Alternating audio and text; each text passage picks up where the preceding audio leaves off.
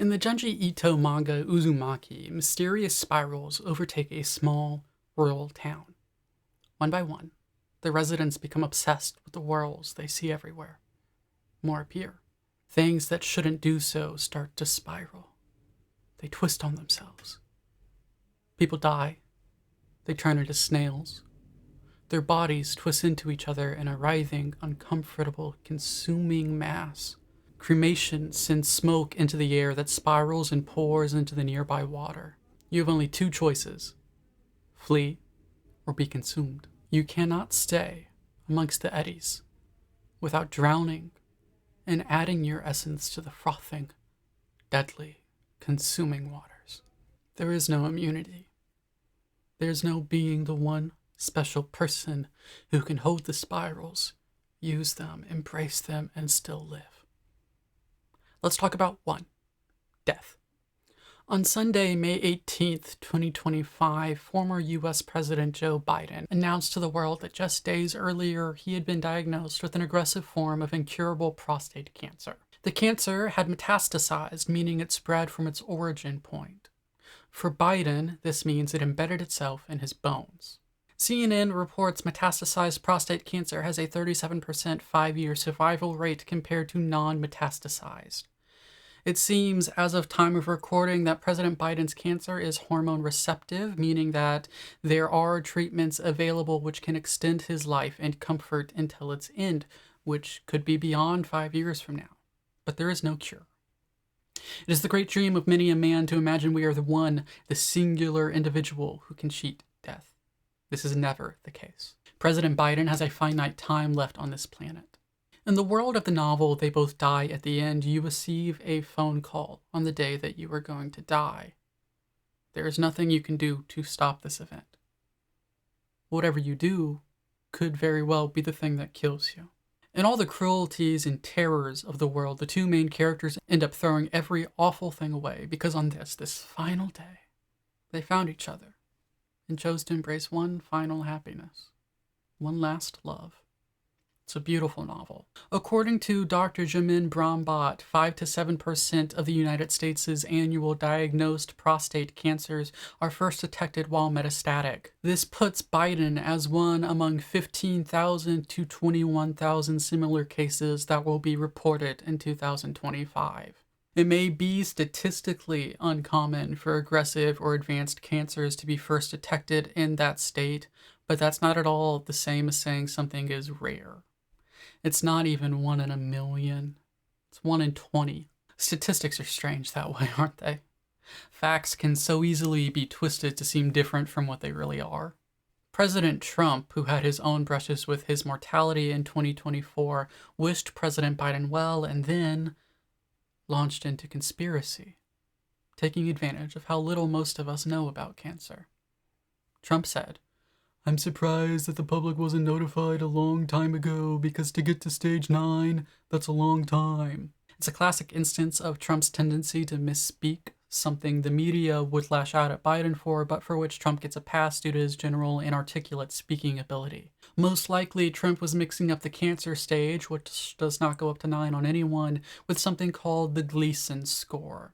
Trump was not the only one looking to spin conspiracy. His son, Donald Trump Jr., takes after his father in many ways. Trump gave Jr. his name. Jr. adopted his father's Diet Coke habit, sans capital letters, allegedly. And he has his penchant for conspiracy. Jr. decided this cancer was uncovered years ago, but as USA Today reported, Biden in 2023 had a skin lesion removed, which was a form of skin cancer. This was reported at the time. Skin cancer and prostate cancer are distinct and unrelated, as Stanford reports, though it seems like instances of skin cancer correlate with increased chances to develop other cancers over the subsequent decade, including specifically prostate cancer. Republicans Markwayne, Mullin, and Ronnie Jackson, alongside Democrat Dean Phillips, all joined in on this conspiracy circus. For them, it is simply convenient for Biden to announce he has cancer now, as opposed to, a more gracious way to bow out of the 2024 presidential election. Jeet Hears, Sink Uyghur, and Twitch streamer Sean DeBlack also believe in a cover-up conspiracy with no evidence. Here asks if anyone will be held accountable. Famously intelligent right-wing slop account Cat Turd dropped a deuce suggesting Biden announced cancer as a distraction from unflattering news cycles instead of because, well, he was diagnosed with cancer. Every year, between 15,000 to 21,000 patients with prostate cancer will receive their first diagnosis after metastasization. Why is it easier to believe in conspiracy? Cancer is scary, isn't it? It's best really not to think about it. You do your shower self-checks, you go to the doctor when you have to, but you don't think about it. That out of nowhere you could find yourself sick, dying, running out of time with something if only you had caught a little sooner. At the same time, we're fascinated with cancer stories. I read Breathless my freshman year of high school. Everyone in my class was obsessed with it. It was near the same time The Fault in Our Stars was super popular. Cancer is a guaranteed tearjerker. It's tragic. We love our cancer stories, but we do not love to learn about cancer. We don't want to think of those thousands of men who go to the doctor and discover they not only have prostate cancer, but that it's already spread to their bones or their lymph nodes. Sometimes we engage in the media of death so we can imagine death is fictional, or because it is fiction that there's an order to it, a purpose, narrative, meaning. We want meaning. Meaning chases away the pain. When we cry over teens with cancer who fall in love and die, we grow a little bit more immortal in our own hearts. Tragedy is a thing that happens to others. It's a thing that happens to ancient Greeks. Conspiracism is a way of approaching or looking at the world that is ultimately a form of meaning-making. It sees weird things, coincidences, and absurdism, and it does its level best to reject an absurd, meaningless universe that sometimes lies far beyond our understanding. If you can file away Biden's cancer as part of a conspiratorial cover-up, it gives it meaning. It takes away some of the randomness of those thousands of metastasized diagnoses that seem to come out of nowhere. You give it a story, and then you no longer have to think about the scary bit. The bits that can attack you out of nowhere for no goddamn reason. But conspiracy in this instance serves a separate, perhaps more important meaning, not for those who believe the conspiracies, but for those who push them. Conspiracy can be a socially acceptable way to push a slight message of cruelty. I wish the best for Joe Biden, and I feel sorry for him. I wish the same for you, and if you told me about your suffering, I would feel sorry for you as well, even if we would hate each other. Regardless, as you might have guessed from this essay's title, this isn't really about death.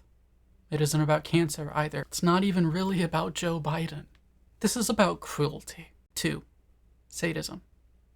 When I saw the news playing immediately following the first assassination attempt on Donald Trump, for a moment, a brief moment, I felt relief. Maybe this will all finally be over, I thought.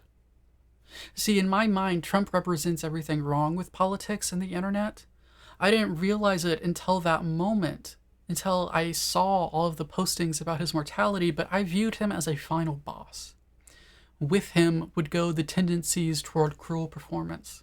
Populism, that mask for cruelty that pretends to be coherent politics, would fade once more.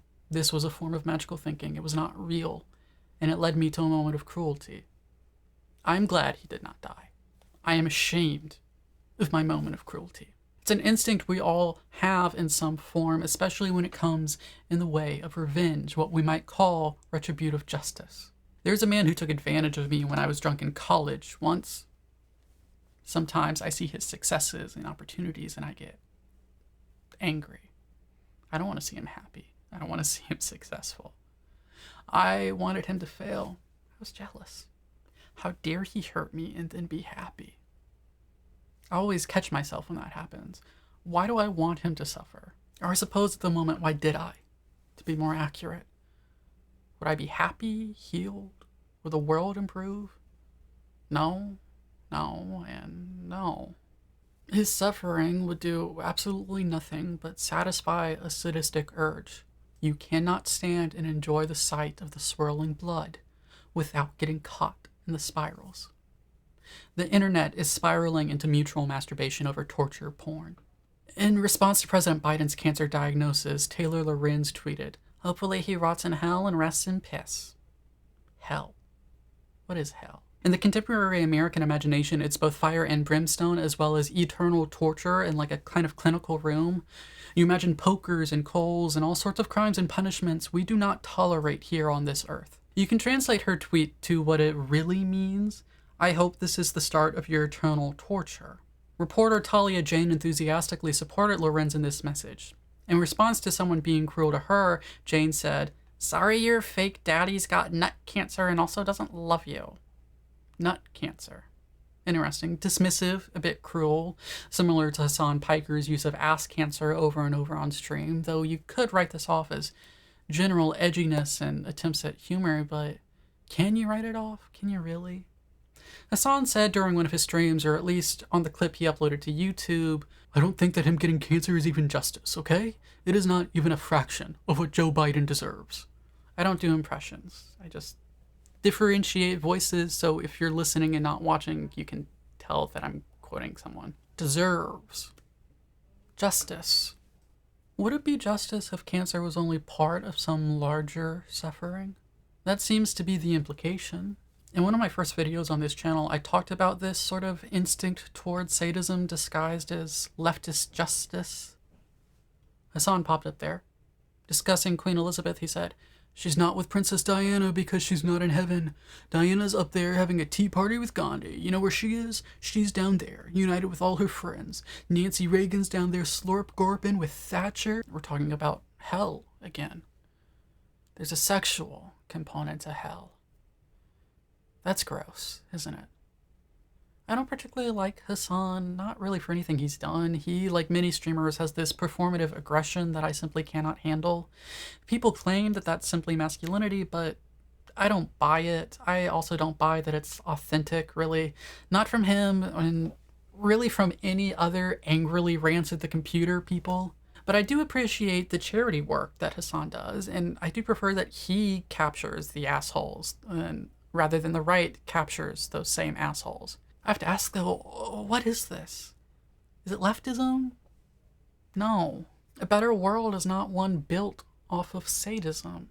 Lorenz retweeted another person I find quite annoying, onion person whose name I think is June. June complained that the right gets to have fun with Biden's cancer, but that liberals, when Trump dies, will pathetically cry. Now, I'm not sure if you've met liberals, at least resist libs, but the terminally online ones, they can be fine. Me? I'm a pathetic soy boy cuck. I cry all the time. When I'm done recording this, I'm probably going to think a lot about suffering and death and cry again. I saw a video of a child's corpse in Palestine through a retweet of Sock Done Left that I thought was irresponsible, to be honest. Made me panic for the rest of the night. I just, remember it. Death is a horrid thing. No offense to Aubrey Plaza, love Jim Black Bear, but death is the great enemy. May someone win over her and Marvel at least. I cannot personally celebrate any death. It simply hurts, even when I think the dead person is awful. I oppose the death penalty, even when the executioner is simply the cold cruelty of Mother Nature. I don't mind being called pathetic because of that. I started this section discussing my own cruelty, though, to make clear that I'm not painting myself as a saint. I am not. I'm far more strict with my own allowable behavior and thoughts than I am with others. Jenny Jinks called Biden's cancer diagnosis karma. Karma is the idea of mystical universal judgment. Good things happen to good people, bad things happen to bad people. It reflects back on you. Bad things will happen to bad people, and they will deserve those bad things as their just punishment. Can cancer be karma? Well, no, karma isn't real. That's another example of magical thinking. Karma is a conspiracy. It is an attempt to throw meaning on meaningless things. Biden does not have cancer because of some writer of the universe looking to punish him for the atrocities in Palestine. He got cancer because that's a thing that happens sometimes. I'm immensely skeptical of anyone who ever paints disease as karmic. It is a single small step away from the belief that physical sickness is an externalization of moral sickness. The conservative writer Rob Dreher once wrote an article about monkeypox using a biblical quote to insinuate that it was a punishment from God for the moral rot of me and my fellow gays daring to be who we are. You do not want to walk down the path of viewing illness as punishment. It cannot bring you to leftism, that's for sure. It can only cast you into the depths of the spirals. Lorenz is no stranger to expressing her inner sadism. She once tweeted, "And people wonder why we want these executives dead." This was meant to paint this desire as reasonable. Bloodlust as reasonable. I think there's a chance she's maybe just a bit of a bad person. So far, you might get the idea that I'm against Republicans and asocial leftists, which is just a subset of leftism, but I'm giving a pass to liberals. In response to Lorenz's comment about Biden's cancer diagnosis and her desire for him to go to hell, similar cruelty was wished upon her. One commenter wished COVID on her as punishment. A few people used misogynistic insults. Some suggested illness literally physically destroyed her brain. They looked at her embrace of cruelty and decided to be cruel back, some far worse than she was. Lorenz used her critiques of Biden's actions and the harms he has caused as a defense of her own cruelty. Similar things were said to Talia Jane. The internet has Uzumaki'd. A decent amount of the video essays I've made have been focused on the concept of cruelty. It is a problem with the left, and the right, and the center, and every position in between. I've seen liberals call for leftists like Hasan to be deported. I've seen queer leftists like Matt Bernstein weaponize homophobic slurs against conservative queer people. I've seen conservatives celebrate everything from transphobia to the murders of innocent Palestinians. People embrace anti-Semitism throughout the political sphere. They troll through comment sections looking to inflict maximum harm.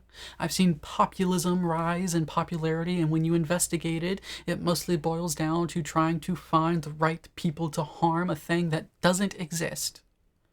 The internet is the town in Junji Ito's Uzumaki, and it spirals. We spiral right along with it. The more time I spend on social media, the more hateful I feel myself becoming. I too am an asshole. I make barbs and insults. When I step back, it subsides.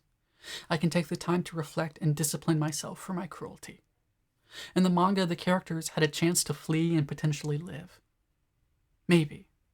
They had to let go of the patterns and the conspiracies and the fucking spirals. The internet bleeds into real life. Its cruelties become our cruelties. They touch our news and our politicians and our children. Is it possible to critique, even harshly, the beliefs and actions of a person without engaging in sadism? I think so. All politicians are deserving of critique. That is the job of the press and the people in a republic. You can comment on Biden and his record, and that's fine. But you can do it without this disgusting dance about hell, suffering, and cancer. Cancer is not justice, ever. What is retributive justice in the first place? If punishment is good because it harms those who have done bad, is harm good?